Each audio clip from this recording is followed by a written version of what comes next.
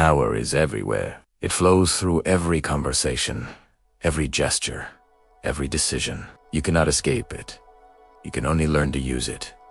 To deny power is to hand it to someone else. To master it is to live freely. These are the 48 laws of power, written not for the weak, but for those willing to see the world as it truly is. This is Law 1. Always make those above you feel superior. In your desire to please or impress them, do not go too far in displaying your talents, or you might accomplish the opposites: inspire fear and insecurity. If you appear too brilliant, too talented, or too confident, you awaken something ancient in them. Not admiration, but jealousy. Ego is the hidden battlefield of every powerful man and woman, and if your light burns too bright, it blinds the very people who could have lifted you higher. This is not a call to be small. It is a call to be strategic. Let's travel back to France, 1661. A young king, Louis XIV, sits on the throne proud, hungry for power, and acutely aware of his own image. Beneath him serves a man named Nicolas Fouquet, the king's finance minister. He was charming, brilliant, and dangerously ambitious. Fouquet was the kind of man who dazzled everyone in his presence. He built powerful alliances through the most lavish parties in all of Europe, and surrounded himself with the era's greatest minds, poets, scholars, and nobles.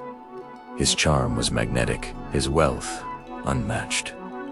One evening, he decided to honor the king with the grandest spectacle France had ever seen: a celebration at his magnificent chateau, Vaux-le-Vicq. He intended it as a tribute, a display of his loyalty and success in service to the crown. Imagine it. Fireworks painted the night sky in colors no one had seen before. Music from the country's best composers echoed across gardens that stretched for miles, each fountain and statue a work of art. Even the royal guests, accustomed to luxury, whispered in absolute awe. Everyone was impressed. Everyone, that is, except the guest of honor. Amid the applause, King Louis saw something else entirely. He saw a man who had, in a single night, made him feel small. Fouquet's brilliance hadn't impressed the king, it had humiliated him.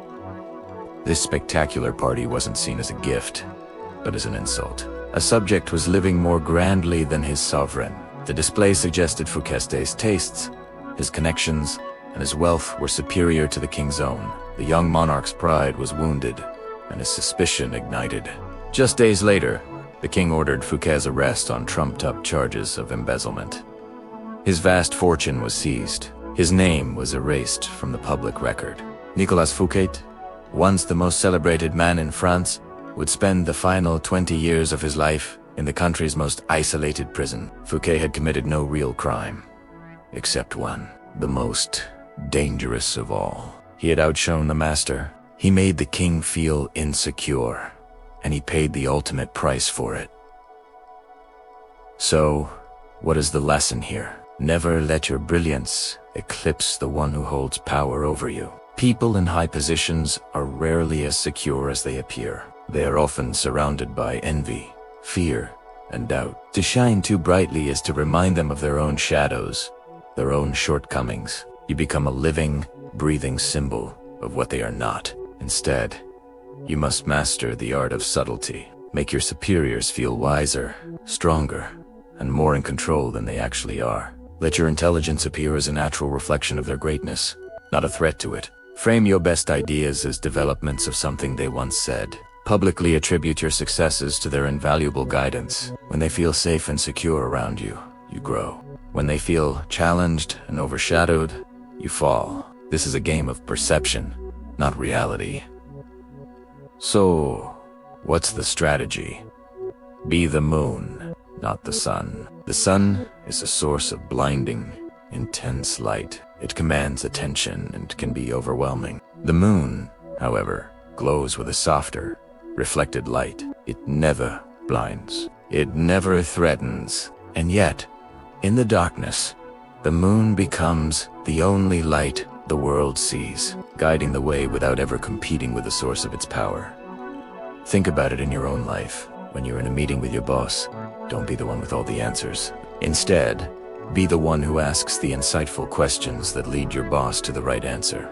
Appear humble. Ask for advice you may not even need, simply to flatter their expertise.